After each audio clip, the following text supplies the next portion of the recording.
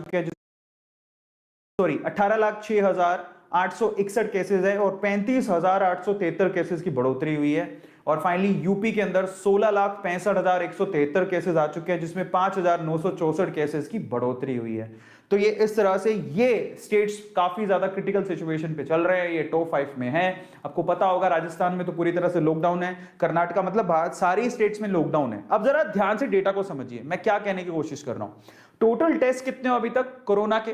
Corona का test किसको करवाना है? पहला सवाल तो यही उठता है, चाहे आप स्वस्थ हो, आपको कोरोना नहीं हुआ हो, जो भी हो, टेस्ट जरूरी है।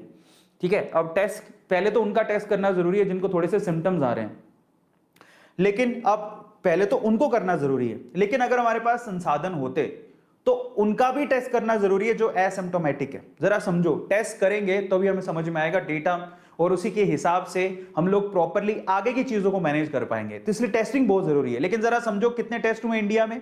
इंडिया में अभी तक 328 मिलियन टेस्ट ही हो पाए हैं। जरा आप देखो कितने टेस्ट हुए हैं। 328 मिलियन लोगों का टेस्ट हुआ है अभी तक, कोरोना टेस्ट। उसमें कुछ असिम्टोमेटिक थे, कुछ सिम्टोमेटिक थे, किसी को था किसी को नहीं था, बट इतने टेस्ट हुए। आप जानते हो जनसंख्या कितनी है हमारी? इतने लोगों का ही अभी तक कोरोना का टेस्ट हुआ है। इतने लोगों का टेस्ट हुआ है, इसमें से कुछ पॉजिटिव थे, कुछ नेगेटिव थे, कुछ सिम्टोमेटिक थे, कुछ असिम्टोमेटिक थे। इतने लोगों का हो पाया अभी तक।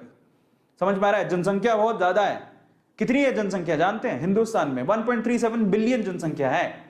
और अगर आप डेटा से कंपेयर करेंगे ना कि इतने लोगों का टेस्ट हुआ और इतनी जनसंख्या है हमारे पास, तो मैं आपको बता देता हूं अभी तक सिर्फ 30% लोगों का, 30% लोगों का ही टेस्ट हो पाया है।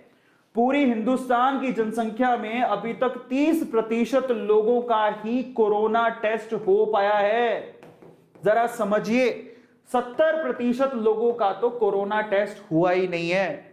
तब उन्हीं में से डेटा निकल के आ रहे हैं। जरा सोचो, अगर इतनी जनसंख्या का टेस्ट हुआ तो हमें तब पता लगेगा कि एक्चुअल कोरोना पॉजिटिव लोग कितने हैं। जरा सोचिए। तो और सबसे बड़ी प्रॉब्लम क्या है, उसके पीछे का रीजन क्या है? इतनी सुविधाएं नहीं है हमारे पास, इतने हेल्थ वर्कर्स ही नहीं है। कहां से करेंगे? इतनी किट नहीं है, इतने हेल्थ वर्कर्स नहीं है। आज भी दिल्ली के सीएम क्या कह रहे थे? हमारी वैक्सीन ही खत्म हो गई। दिल्ली के सीएम क्या बोले थे? हमारे पास वैक्सीन ही खत्म हो गई। क्या करें? वैक्सीन के लिए अब बोला है सेंटर को, सेंटर वैक्सीन देगी। अभी तो वैक्सीन का हाल है। इसी तरह से कोरोना की जो चेकिंग करने वाली किट है उसका भी यही हाल है। ठीक है, आप जो कोरोना के लिए टेस्ट करवाने जाते हो वो इतना आसान नहीं है। लोग पहली बात तो जा ही नहीं रहे, डर रहे।